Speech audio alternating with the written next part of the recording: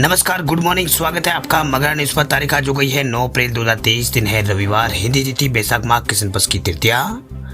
आज की ताजा खबरों की अपडेट में बात करेंगे देश भर की तमाम बड़ी और काम की खबरों के साथ ही सरकार की ओर से आज लिए गए कुछ महत्वपूर्ण फैसलों, जारी किए गए कुछ नए नियमों की।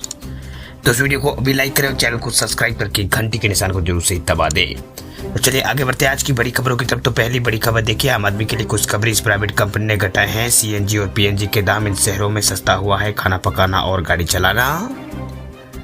महंगाई की मार झेल रहे लोगों को थोड़ी राहत मिली। दरअसल महानगर गैस लिमिटेड के बाद अदानी ग्रुप की गैस वितरण कंपनी अदानी टोटल गैस जो यहाँ पर गैस लिमिटेड जो है ATGL, उसने भी यहाँ पर सीएनजी और की कीमतों में यहाँ पर 8 रुपये और पीएनजी की कीमत में 5 रुपये और 6 पैसा प्रति घन मीटर की कटौती करने का ऐलान किया है। बता दें आपको कि नेचुरल गैस की कीमत तय होते ही यहाँ पर महानगर गैस लिमिटेड जो है MGL, उसने शुक्रवार को सीएनजी की कीमत में 8 रुपये घटाए थे।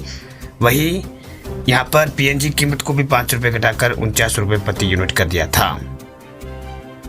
आपको बता दें कि यह बदलाव जो है सरकार द्वारा नेचुरल गैस की कीमत तय करने का नया फॉर्मूला लागू करने के बाद किया गया है। नेचुरल गैस को मोटर वाहन से चलने वाले सीएनजी में, जबकि खाना पकाने के लिए घरेलू गैस में यहाँ पर से बदला जाता है। वह अदानी टोटल गैस ने एक बयान में कहा है कि पाइपलाइन से आपूर्ति की जाने वाली गैस जो है पीएनजी, उसकी कीमत अहमदाबाद, वडोदरा, गुजरात के अन्य शहरों में घटा दी गई है। इसके साथ ही उत्तर प्रदेश के खुर्जा और हरियाणा के यहाँ पर फरीदाबाद, पलवल में भी पीएनजी की कीमतें कम हो गई है।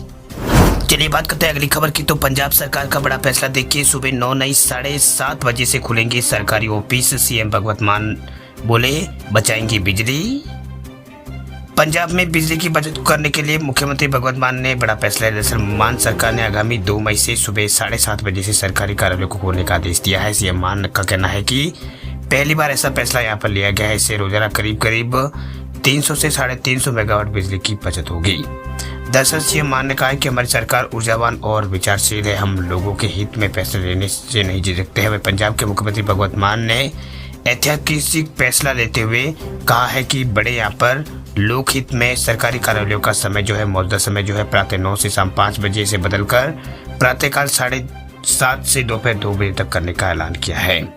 वही मुख्यमंत्री ने कहा है कि इस नए समय सारणी ये जो है वो 2 मई से लागू होगी, 15 जुलाई तक यहाँ पर लागू रहेगी। उन्होंने कहा है कि आने वाले गर्मी के मौसम में भयानक गर्मी के मद्देनजर ये फैसला आम लोगों को सरकारी कार्यालयों में अपने कामकाज को आसान ढंग से साथ करवाने के उद्देश्य के साथ लिया गया है। भगवंत मान ने कहा है कि यह फैसला सभी संबंधित पक्षों के विचार विमर्श के बाद लिया गया है। बात अब करते हैं अगली खबर की। तो आम आदमी के लिए राहत की खबर देखिए, खाने का तेल हुआ है सस्ता। सस्ते आयातित तेलों की भरमार, घरेलू बाजार में लुढ़का है तेल तिलहन का भाव।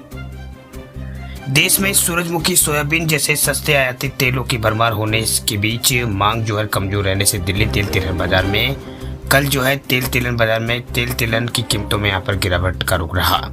वह सरसों और सोयाबीन, तेल तिलहन तथा बिलोना के तेल की कीमतों में भी यहाँ पर मामूली गिरावट आई है। दूसरी ओर सामान्य कारोबार के बीच मूंगफली का जो तेल है, मूंगफली तेल, तिलहन, कच्चा पाम तेल जो है, CPO और इसके अलावा पॉमोलिन के भाव पहले के स्तर पर बंद हुए। बात करते हैं अगली खबर की। तो प्रधानमंत्री मोदी ने चेन्नई को दी है 5,200 करोड़ रुपए की परियोजनाओं की सौगात। प्रधानमंत्री नरेंद्र मोदी कल जो है हैदराबाद पहुंचे। उन्होंने सिकंदराबाद और त्रिपुटी जो वंदे भारत एक्सप्रेस है उसका भी यहाँ पर उद्घाटन किया और उसके बाद PM मोदी ने चेन्नई का दौरा भी यहाँ पर किया।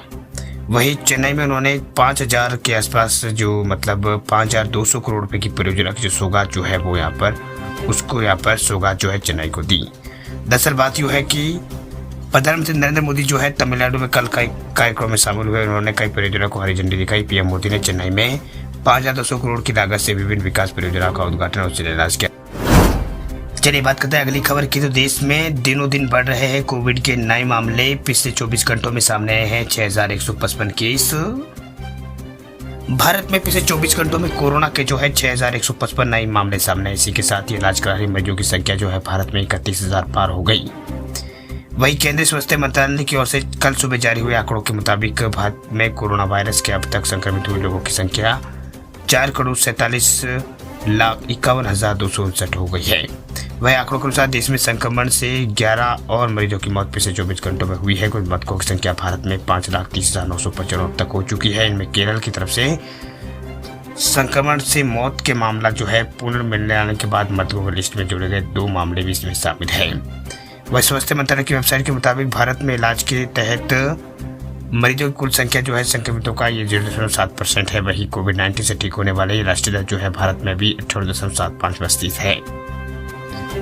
वही देश में कोरोना के मामले लगातार बढ़ रहे हैं, इसलिए केंद्र सरकार ने भी यहाँ पर सभी को सतर्क किया है, सभी राज्यों को यहाँ पर सतर्क रहने की बात की है। दरअसल केंद्रीय स्वास्थ्य मंत्री मनसुख मंडाविया ने राज्यों और केंद्र शासित प्रदेश के स्वास्थ्य मंत्रियों के साथ महामारी से जुड़ी तैयारियों की समीक्षा बैठक कल यहाँ पर की थी। इस स्वास्थ्य मंत्री मनसुख मंडाविया ने राज्यों को जीनोम टेस्टिंग है उसमें यहाँ पर तेजी लाने और अस्पतालों में मॉक ड्रिल कराने का निर्देश दिया है।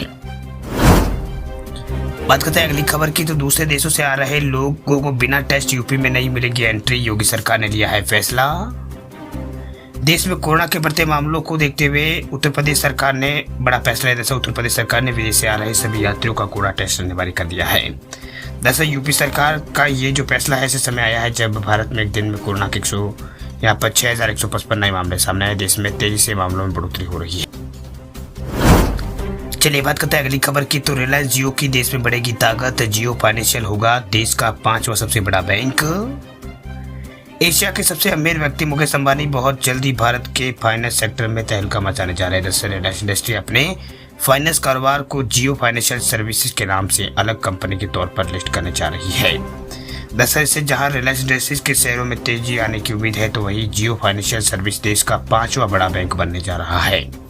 दरअसल रिलायंस इंडस्ट्रीज ने पिछले साल अक्टूबर में अपने फाइनेंस बिजनेस को एक अलग कंपनी बनाने का ऐलान यहाँ पर किया था। अब कंपनी साल अपने एनुअल जनरल मीटिंग में जियो फाइनेंशियल सर्विस से जुड़ी जो स्ट्रेटेजी है उसका ऐलान कर सकती है। चलिए बात करते हैं अगली खबर की, तो ऑनलाइन पेमेंट करने वाले लोगों के लिए बड़ी खबर देखिए। अब अकाउंट में पैसे ना हो फिर भी कर पाएंगे यूपीआई से पेमेंट, आरबीआई ने किया है ऐलान। देश में ज्यादातर लोग जब पैसों के लेन देन यूपीआई के माध्यम से ही करते हैं, वह यूपीआई की लोकप्रियता को देख यहाँ पर आरबीआई ने यूपीआई लोन सुविधा को भी हरी झंडी यहाँ पर दे दी है। दरअसल मौद्रिक नीति पेश करते हुए आरबीआई के गवर्नर शक्तिकांत दास ने यहाँ पर यूपीआई के जरिए पहले मंजूर लोन को यूपीआई से दे देने की बात यहाँ पर कही। यानी यदि आपके अकाउंट में पैसा नहीं है, साथ ही आपको कोई भुगतान अगर करना है, तो आप यूपीआई से लोन लेकर भुगतान यहाँ पर कर सकते हैं। उसके बाद में आपके अकाउंट से पैसे जो है वो काट लिए जाएंगे। दरअसल आरबीआई लोगों को यूपीआई के माध्यम से भी क्रेडिट कार्ड जैसी सुविधाएं प्रदान करना चाहता है, ताकि यूपीआई क्रेडिट कार्ड का विकल्प बन सके। हालांकि अभी गाइडलाइन के बाद कुछ कहा जा सकता है, लेकिन गवर्नर जो है शक्तिकांत दास उनके बयान के बाद कयास लगाए जा रहे हैं कि यूपीआई को क्रेडिट कार्ड के विकल्प के रूप में तैयार देश में किया जाएगा। बता दें आपको कि जिस तरह से बैंक क्रेडिट कार्ड में ग्राहकों को लोन की सुविधा देते हैं, वैसे ही यूपीआई के माध्यम से जो है ग्राहकों को ये सुविधा मिल सकती है। चलिए बात करते हैं अगली खबर की, तो अगली खबर है कैंसर और दिल की बीमारी के मरीजों के लिए भी आएगी वैक्सीन, शायद इस समय है रिसर्च, बस 2030 तक करना होगा इंतजार। कैंसर और हार्ट पेशेंट के लिए अच्छी खबर सामने आई। दरअसल अमेरिकी एक्सपर्ट का दावा है कि इन रोगों के लिए जल्दी जो वैक्सीन है वो बन सकती है। दरअसल दशक के अंत में दुनिया भर के कैंसर और हार्ट पेशेंट अब वैक्सीन के जरिए ठीक हो सकेंगे। दरअसल कोरोना महामारी में हुई वैक्सीन रिसर्च के वैज्ञानिकों के लिए कैंसर और हार्ट पेशेंट के लिए वैक्सीन खोज को आसान यहाँ पर कर दिया है। एक फार्मास्यूटिकल फर्म ने अब सुझाव दिया है कि लोग जल्दी यहाँ पर कैंसर और जो कार्डियोवास्कुलर जो है इस बीमारियों की अन्य स्थिति में बचने के लिए टीका जो है लगवा सकेंगे। ये उनकी ओर से यहाँ पर किया गया है। गार्डियन की रिपोर्ट के अनुसार अमेरिकी एक्सपर्ट कोविड वैक्सीन के बाद अब कई प्रकार के ट्यूमर वाले कैंसर को खत्म करने वाली वैक्सीन को बनाने में लगे हैं।